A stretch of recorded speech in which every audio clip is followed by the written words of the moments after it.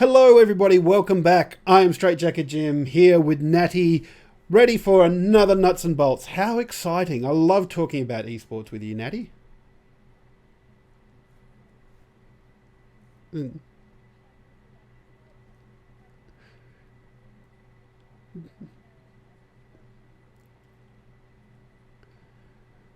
That's it. That's it. We love our chat there, and like I like them as well when they correct me on things, because I like knowing what's the right, not what's wrong. Yeah.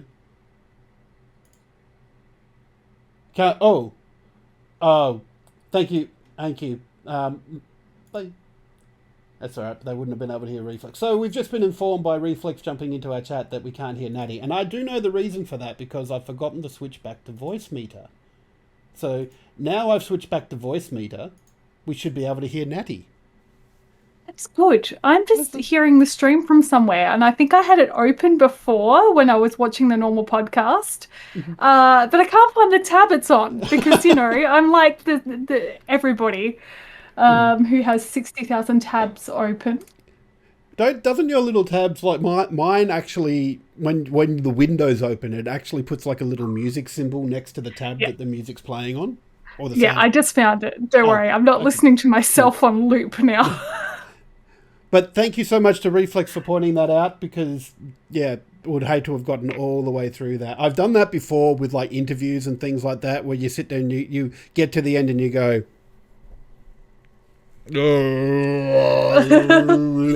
In fact, Reflex was on the receiving end of one of those. We were recording a session for our Goa members, and we did the whole... we were talking for like an hour and a half, and you couldn't hear Reflex, and we had to go and do it again the next weekend, and it was just like, oh my god, I feel like such a numpty. But yes, no matter how many times you could hit that go live button or you hit that record button... Thank you for reminding me of that. No worries, Reflex. I'm glad I could remind you of that traumatic experience. Great 2 weekends of my life spent. First one, brilliant. Second one, okay, let's not knob this one up, shall we? Yes, definitely made sure we didn't do that. All right. But yes. All right, I'll leave you to it. Awesome. Thank you. But now I'm kind of out of flow. Like, I kind of want to do the intro again and ask you how you're going and everything. I've got another kickoff point for you, because I just want to say today I'm making up for your lack of hair with my voluminous hair, because it is like 80% humidity here. And for people who don't know, I normally straighten my hair. This is my hair, like, if I don't do much to it, and I'm going with it. So I think we have a good yin yang going. That's good. I have my hair in a little bag over here that I need to. Do you? That I'm going to send off to the wig makers. So for those that didn't just watch the weekly show, I did the world's greatest shave for a cure. So I am currently bald, even though I had this done on Monday, and there's stubble. It's like, even on the day I had it done, it was like 2 runs over with a cutthroat razor, and it still looked like I had hair. Yeah. I don't know if you caught my comment. I just said in chat, it's like Homer Simpson with his beard. You know how in The Simpsons he'd shave it and it'd just come to a 5 o'clock shadow straight away. That's it. That's exactly what my hair's like. But yeah, we got some good I won't say good esports news, because that implies that it might interesting esports news. That's right. We've got some forfeitures as well. But this one I'm pretty interested about, because I'm going to bring it up on the screen here. So this happened in the LCK, which is an Asian branch of League of Legends. I was going to say LCO then, but that's the Australian League of Legends crew. Yeah. You got it. So there was a game due to happen today. Between Genji and Fredit Bryan. I'm assuming it's Bryan and not Brion, and some weird saying of it. But so what happened is most of Fredit Bryan's team has come down with COVID, so they can't participate in the league. Even their subs have gone down with COVID, which is unlucky. Is doesn't even begin to cover it. But what's even more unlucky is that LCK does have some COVID rules in place for it, and in a case like this, the rules say that they can substitute within the main roster. If it's not possible, you can do emergency call-ups. If not, then you can possibly reschedule the match. However, because they are so close to playoffs right now, they've chosen instead, well, the league has chosen that Fred O'Brien will forfeit the match, which I get that you don't have the time to reschedule the match, but it just seems like this is an incredible circumstance right here, and making them forfeit the match just seems really harsh to me. Yeah, and I mean, I guess it's a different league, so we don't know the circumstances. Particularly, the LCK is highly competitive. Quite often, the teams from the LCK go on to win worlds. So maybe they have stricter policies around if you can't present a team, that's it, and they could just be applying that same rule regardless of the circumstances, which just sounds like a lot of bad luck, really.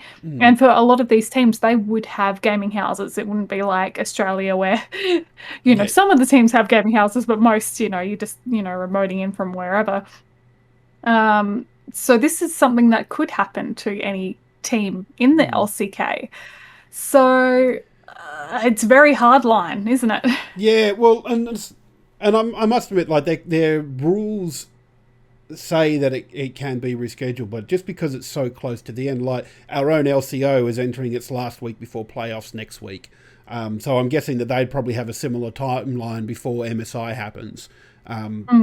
Which, so, I mean, yes, it's a tight timeline, and they don't want to double up teams that are probably going to be playing finals and make them play double games and things like that. But it's, I don't know, like a forfeit seems harsh. Like, can't you give them a draw or something? I don't know.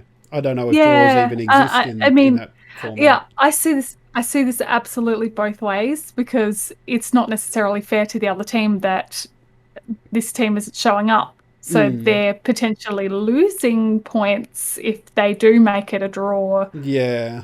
Which might not be fair either, especially if it's tight. If it's tight for who's going to be making it through to the playoffs. Yeah. That could be the consideration as well.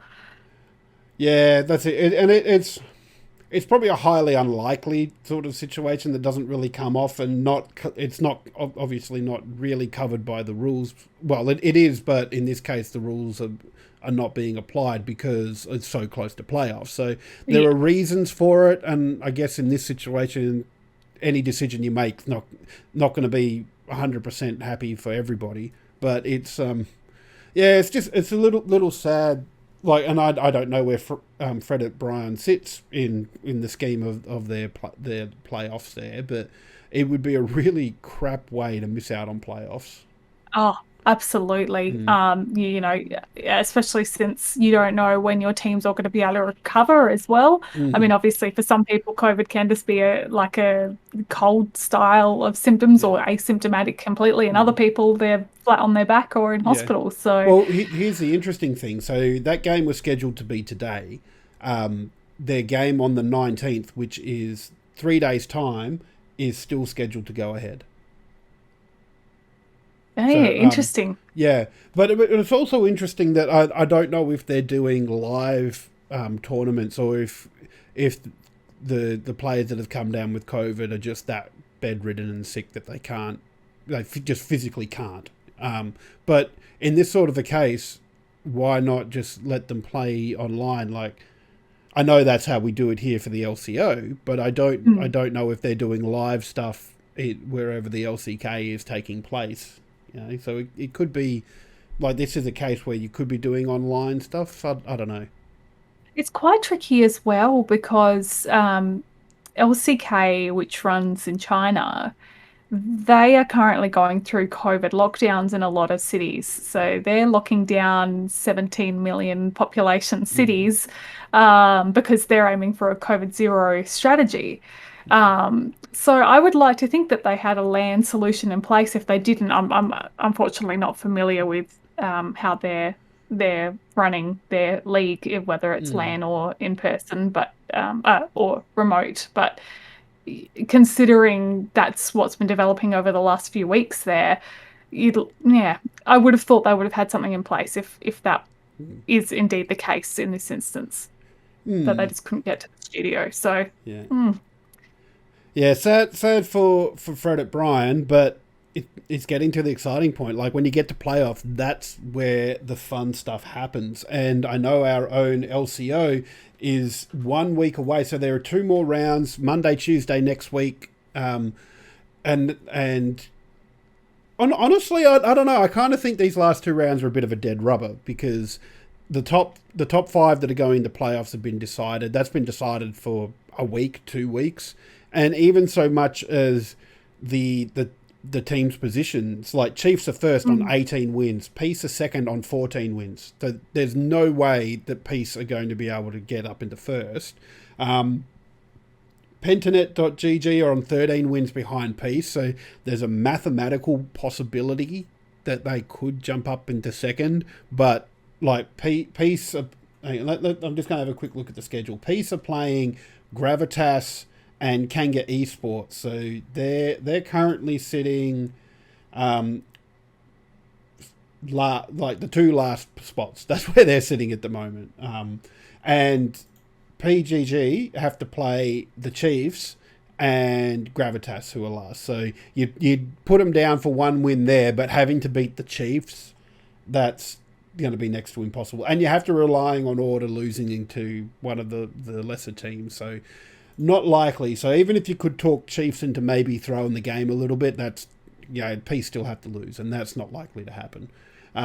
No, and I believe in the integrity of the LCO. I don't think you're going to get any team throwing games. Didn't mean to imply that. No. Yes, that's me being cheeky as well. Yeah, that's it. There's definitely these teams are going to be trying to win, and especially Chiefs. Like they've only lost 1 game this split, so they'll be looking to carry that form into the finals there. But look, I wouldn't discount PGG. Like I watched their game against the Direwolves, and Direwolves who were 5th. Like PGG are a rank above that. I personally think the top 3 are a rank above the Order and Direwolves. So I almost think that Order and Direwolves are there making up numbers for this. Yeah. Oh, yeah. I mean, it's interesting to me that this has all been settled in, and I just wonder how it is going to play out in the playoffs, if we're going to see the cream of the crop up the top maintain, push through and make it through to the MSI, or if it's going to, be a surprise shuffle up, having that bit of extra pressure. Are we going to see the teams that have historically had success, like PGG, push to the top, or maybe the players have been shuffled around so much that it's really not going to make as much of a difference as it would in other sports where the teams are kind of stuck together a bit more. Well, it's going to be exciting. Yeah, that's the thing, isn't it? Because PGG only have 1 member of their roster from their MSI squad that went over. Peace is missing Tally. Tally went to Chiefs. So he's got not just international experience, but world's experience as well. But Peace have also still managed to hold on to Appy and Lisa. Although, was it Lisa that couldn't go because they couldn't organise visas? Yes, Yeah, so they're still... Like, Peace still has a good lineup with some international experience. Chiefs have international experience. PGG still have some international experience because some of the players they brought in... I think a Korean, so there's some really good experience on all those 3 sides, and I think those are the ones you're going to see battling it out. But given their record, I would be surprised if Chiefs weren't the ones getting through. But then again, because Pentanet play Chiefs on Monday, that could be a real indication of where PGG are. That's going to be a real telling matchup, I think, for sure. Yep. So, there'll be exciting times for LCO, and then the week after, from Monday the 28th, we move into playoffs. So where is the year going straight? I don't believe that we're already hitting playoffs for these kinds of events. Nuts. Yeah, very nuts. But Look, it is the time for it as well, and like we've even seen stuff like in team fight tactics as well, where the Challenger Series recently ran, and we've got some players going through to the finals there. Yeah, that's right. So we've got the regional finals coming up in April. So they'll be running the 1st to the 3rd of April. But we had one of the final qualifying events happen recently, which was the Challenger Series. I don't know if anybody caught TFT Challenger Series over the weekend, but it was actually the most exciting final ever. And I need to be a bit convoluted for a second to explain to you the rules of how this worked. Are you ready, straight? I'm ready. Right. Yeah, I'm ready. I'm not sure I'll comprehend any of it, but I'm ready. So we've got the scoreboard up here, so you can see that they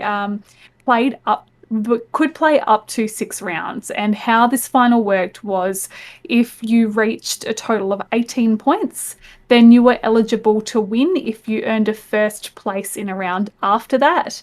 The other qualifying rule was, if nobody hit a first place after that, it would be whoever hit 40 points first. So you earn 10 points for winning. Otherwise, there's 8 people in the lobby, so you all get an amount of points for where you've placed. So second place gets 8 points, third place 7 points. You get the idea going down. So if you look right up the top, you can see Angora there. They went second in their first game and first in the second game. That took a second mental math there to say that. So they were already on 18 points by the time the second round was over. So if they picked up a win any time after that, they were going to win it. They were going to stop the competition at that point, and then wherever everybody else was placed, that would be the positions they would pick up for the event. And from this series, the top 4 were going through to the regional finals that are in April. But you can see they ended up playing 6 games, with Angora managing to get first spot in the final game, which also put him over the 40-point mark. That's crazy. Like, looking at that scorecard there, even Perfect, like if in round 3 Perfect hadn't finished last, like he would have hit the 18 points there as well, and then the next round he wins, and it would have been Perfect coming first. You know, it creates a really interesting dynamic for the viewers. I think it makes it really exciting. That they call this the checkmate format. So sometimes they'll use this, and sometimes they'll just use the format of whoever gets the best score over 6 games or 8 games, whatever it might be. But this, after the second game, you're watching at home just going, oh, Angora just needs to win this one. And it really creates that kind of really interesting dynamic where you're starting to go for some people and others. I was quite disappointed because I'm a big fan of Escher, who's one of the biggest streamers in our region. He did miss out on a spot here, but he has qualified through other methods, so that's good. That's okay. But it was so devastating just to see him miss out on a top 4 spot here, and then he was like, "It's okay, everybody. I've made it through another way. It's okay." Because is he a returning champion? Is that how? So Escher did go to Welts. Last year, so he is one of our golden gods of our region, as I like to say. We've had a few competitors be able to compete internationally, which has been really, really exciting. And we're kind of seeing this shuffle now where we've got like some older guys and some more established people, and then this new guard coming through as well. So it's created a really, really cool dynamic, and I'm not thinking of the right word. Community. Everybody's getting invested, and everybody's got people that they follow. What I really love about TFT, and it's probably something that's relatively unique among other esports, is that TFT is a game that these guys sit and stream live, 4, 6, 8, 10 hours a day. So you really do get to know these esports athletes, and really hard not to create bonds and really get behind them, because you've seen them, eating their KFC at their desk while they've been talking about different strategies or just having chats with mates and things like that. So it's going to be really exciting going to regionals, just seeing how it all shakes up. TFT is also one of those games where, like, the action is in spurts. Like, Yes. Sorry, the activity is in spurts. So you set your board, you do what you need to do, and then you sit there and wait. Yeah. So it does lend itself to a little bit more like chat interaction when you're talking about things like streaming it and whatnot. I'm going to bring this up because it hurts my head just looking at it. I'm not sure if that's just the colours, but I'm just looking at this. I think this is not the best flow chart. Because after I sent it to you, I was like, do I even understand this myself? And I was reading through, so Order do run most of the TFT qualifying events in Australia, and so I was going through and reading their website just to get my head around how this is all running.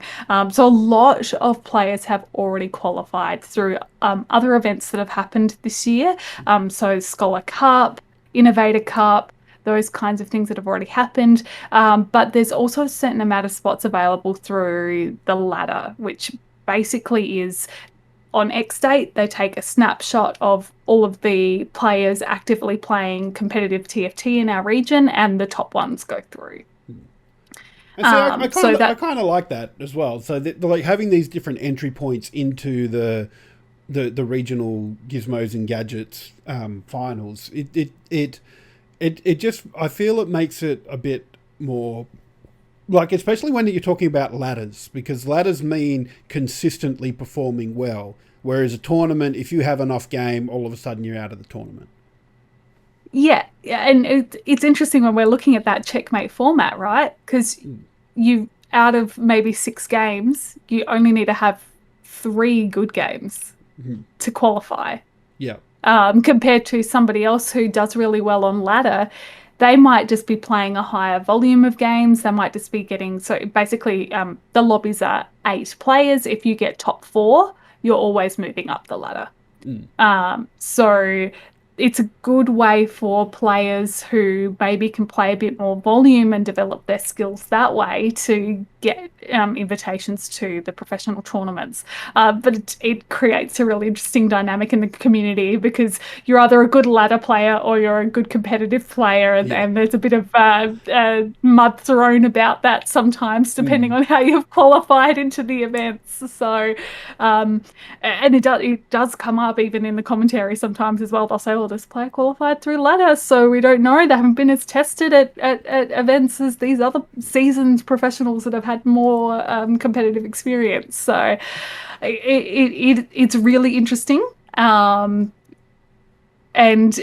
there is also another little muddy pool of people who don't necessarily like the checkmate format, who think, maybe that's not the best tournament system either. Just because you can have kind of some unlucky games, but and then bomb out, or especially in tournaments where they'll cut off the first half of the people playing after 1 or 2 games. When you're playing over a series of games, if they're cutting down the field, it can cause some headaches and frustrations for people as well. Anyway, I've just done a super nerdy dump, and you probably haven't followed any of that. I've thought a bit about it. Like the checkmate format seems very, like, it's unique, but I'm not sure I like it, because you can, like, you hit that points barrier, but you still have to win, and like, I'm just really not sure I like it, because you could like especially with a game that's very RNG like TFT is, and for those of you playing along at home, RNG is random number generator, so we're talking about the random aspects of the game, and yeah, I don't know, and to lose to something where your build is suddenly not functional, or you might not have a stronger build this time, it doesn't sit right with me that you've still got to win after getting the points. Yes, yeah. I like it from a viewer perspective. I can understand why it might not be what the pros love. And the pros are split on this as well because they do offer the entry pathways through tournaments or ladders. It kind of can balance out a little bit. But completely see your point as well. The devs do work really hard, obviously, to keep the game balanced. But when you do have RNG elements, sometimes you can be blessed. Mort Dog is one of the main developers for the game, well, the lead developer for the game, and you'll see a lot of the players joking about, I've been blessed by Mort Dog. If they, get some good random things coming up in their favor. So. Interesting. It is. And another in the interesting news, mainly because I didn't know it was actually a thing until it's not a thing anymore. You were talking to me earlier about how Gears of War are shutting down their esports thing. First of all, Gears of War had an esports section? Yeah, right. Like, honestly, I wasn't super aware of this either. And this, what's shut down is Gears Esports, which was the official esports league backed by Gears of War. So there are still other organizations that are going to be running Gears of War tournaments if they were running them before. A lot of them have come forward already and said, we're going to keep supporting Gears of War. But the official Gears Esports League have said, sorry, after this season, we're out because we need to focus on other things, which is a bit of a shame. But Gears is another game where they kicked off their esports league just before COVID. And I think they would have really enjoyed having, more LAN events. They did have some success in 2019 with some of their LAN events, and then everything went downhill from there. Yeah. Look, I'm just trying to think of how,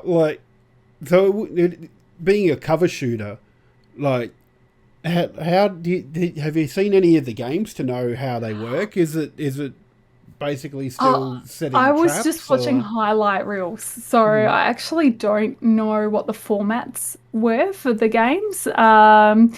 But even for cover shooters, you do need to push the action at certain points. I have seen it before, like Valorant, that's technically could be considered a little bit covery, kind of like CSGO can be, where you kind of tilt out. Siege is another example where you're leaning out around corners to get shots. So I think it was just like a competitive multiplayer, teams v teams, and you could have people hiding in cover, but that wasn't how the game was played. I think they did a lot to encourage forward momentum, just to keep the action going.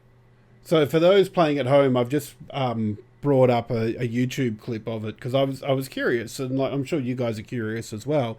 Where it does seem like a basic multiplayer sort of a map. I don't know, because the thing with I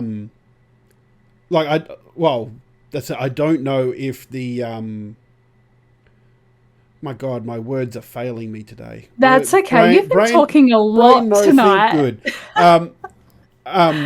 But yeah, and granted, I don't have a lot of familiarity with Gears multiplayer anyway. I think I tried it once and went, I don't really like, not the multiplayer, but the game itself, and went, and I don't really like this. So, oh no, yeah, no, it wasn't a game for me. Although, in fairness, I came in at Gears 4, so that may have been some of the problem.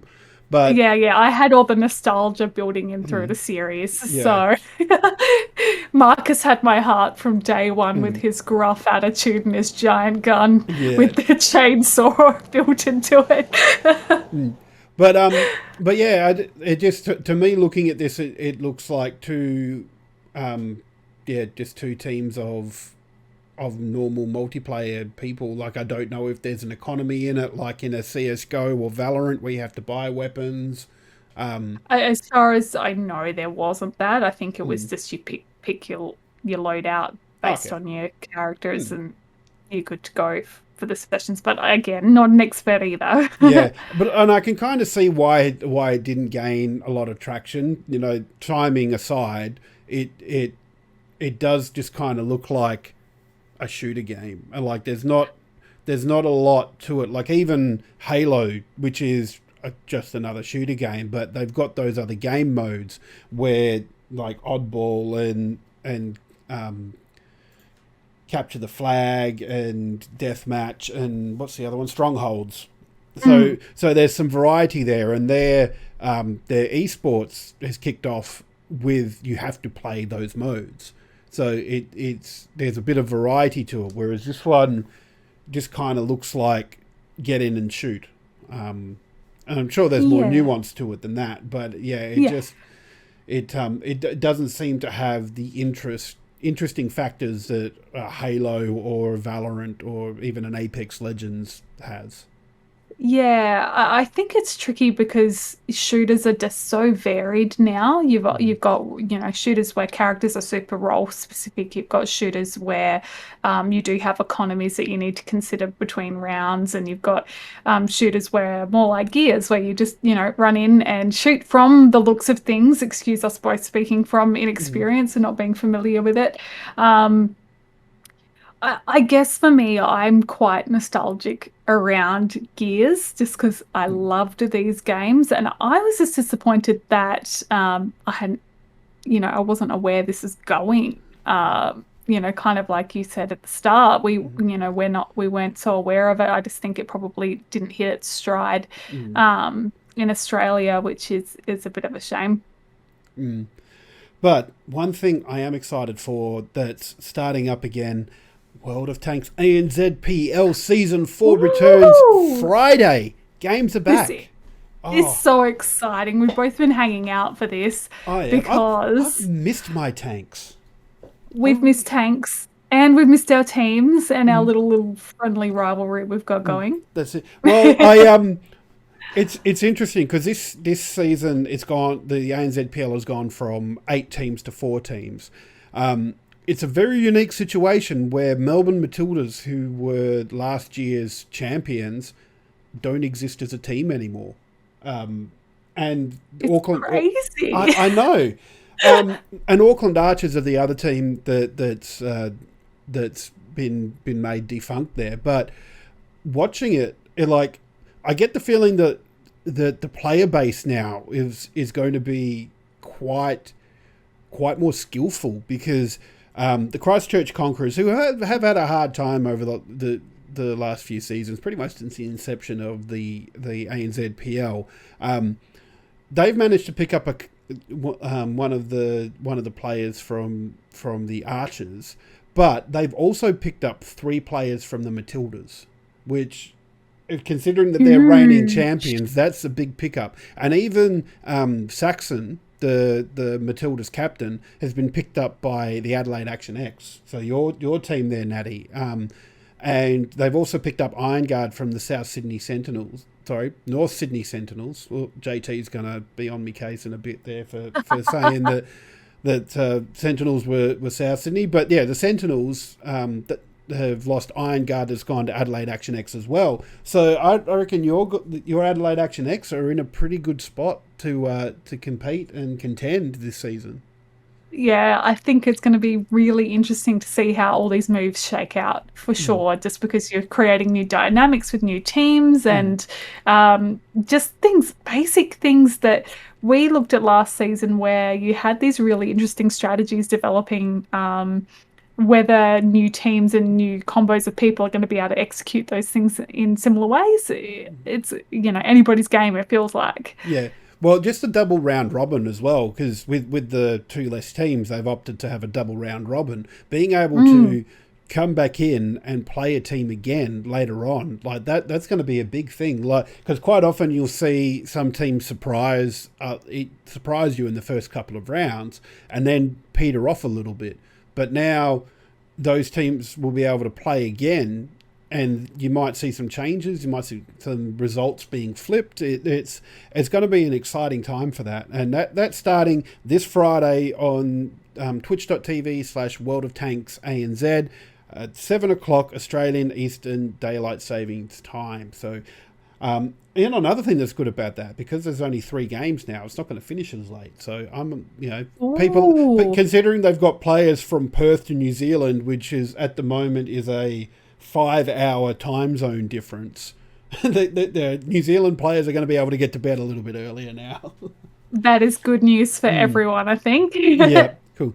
Also, other exciting news is some advancements in the ANZB League. So this is like Division 2 for the Premier League that we got going on here. And they're working towards a way of getting a promotion and relegation, which I'm quite excited about. So you could see some teams from the B League make their way into the Premier League. That just makes, like, that promotion and relegation just makes things really exciting for me, because all of a sudden there's a risk to finishing last and a reward to finishing first in the B League, and just getting that swap over of teams, it's even like, because there's always the risk when you kick this off. It depends on the skill gap between the Premier League and the B League.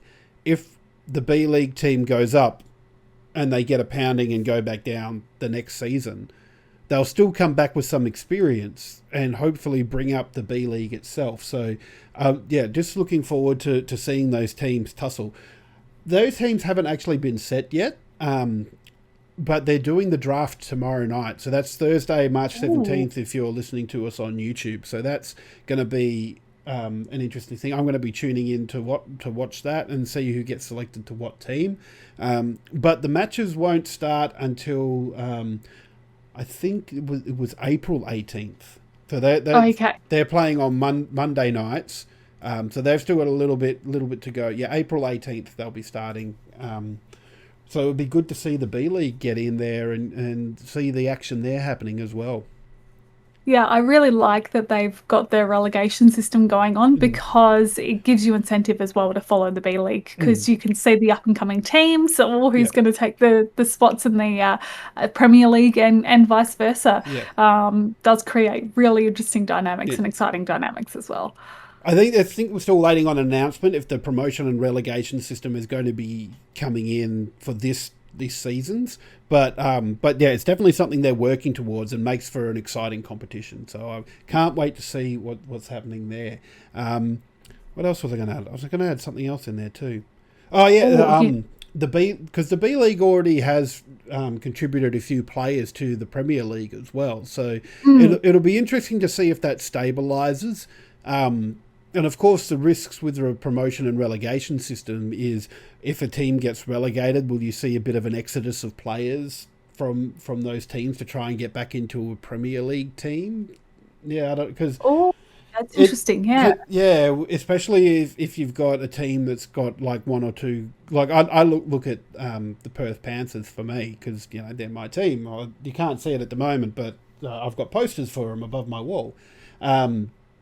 And if they happen to get relegated, would like Lightning Man or Twit or JS end up going to another team because they want to play Premier League, or would they hang around and work towards getting that promotion back to the Premier League? Yeah, well, that'll be interesting to see how they manage the player movements between the leagues and what the system is for players going up and down. Yeah.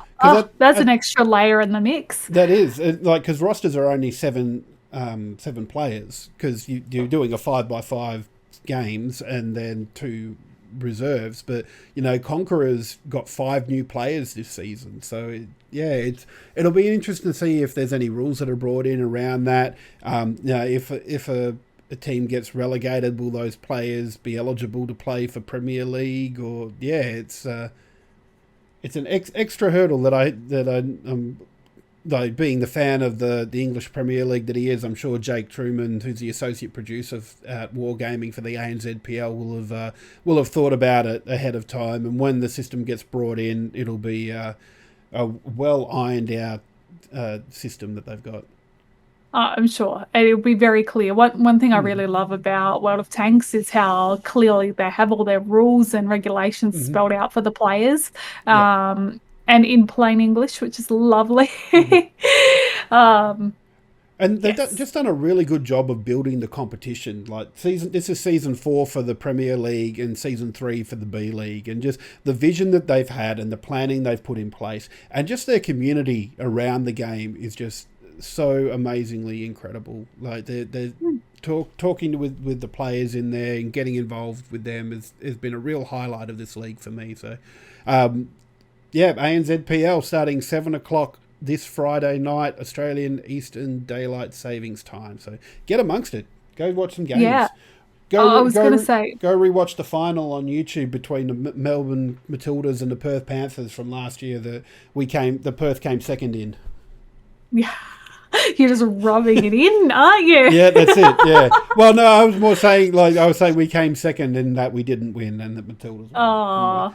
Yeah. Anyway, I was going to say now is probably a really good time to remind people about something else. Yes, I can't believe I forgot this. Fantasy League is back for the ANZPL as well, so you can get in and enter there. I think the top 3 people over the course of the regular season come away with some in-game gold, and the top 1 and 2 players get there's some physical goods that they're going to be giving away. I don't think they've been quite ready to announce them yet, but like I've got a World of Tanks Season 2 headset on at the moment, so you could probably expect some HyperX headsets in there, maybe some keyboards, some really good stuff coming out from them. So get amongst it. They've last season for the Fantasy League, they brought in a star rating system. So each player gets a rating of 1 to 5 stars, and you had 15 stars to make up your team. This season, they've still got that, but they've increased it to 18 stars. So I was actually looking at that, making up my team today. And I thought, I haven't hit my star limit yet. What's going on there? And then I noticed that I had more stars. And I went, oh, this is good. This gives me more of a chance. Oh, I like that. So yeah. So it's not more players. You still just have the 7 players. Yep. Yeah. So you have your 5 core rosters and your 2 reserves. So if one of your core doesn't play, then one of your reserves will come in for that. So that's still there. But you just get more stars to play with to make it a little bit easier for when you're doing that character selection. Player selection. Yeah. That's fantastic. I remember a few times I had like one star or 2 star players in my you just said it in team. Your reserve spots. Just because they couldn't be more stars than anyway. Well, they can, but it's just that if you've got a 1-star player in your main lineup, and you've used your full 18 stars, and you've got a 1-star player that doesn't play, you can't sub in a 2-star player to replace them. But like if you only use 15 of your 18 stars and your 1-star player drops out, you could have a 3-star player come in to replace him. You've just got to have the same amount of stars there to replace them with. Yes, so I'm going to be looking at all the numbers and the stats and probably picking some old favourites from last season just to set things up for the first game before Friday. Oh yeah, and you've got until the broadcast starts at that 7:00 Eastern Daylight Savings Time there to get your team in. So you've got a bit of time there. But Excellent. Get it done now so you don't forget, because that's always I'm going to do it straight after the cast, otherwise I'll forget. Cool. Well, I think you might be able to do it very shortly, because I think that's about it for tonight. I think we've covered all the things we wanted to talk about. Very excited for World of Tanks back. Very excited to see playoffs and regional finals happening. Oh, it's so good. So much esports going on. Always incredible, and it's nice that we've got so much local Oceanics news that we can cover as well. That's it. Yeah, do love talking about our local sports, because there's so much good stuff going on here. There's an ESL CSGO league going on at the moment that we didn't even get to talk about, but not that I've prepared for it, so we're not going to talk about it. But like that, I've been watching bits and pieces of that and just seeing those teams go at it too. It's amazing. So. Whatever it is, if Rocket League, CSGO, Valorant, go and support some local OCE teams there. Get behind them, and we will see you next week.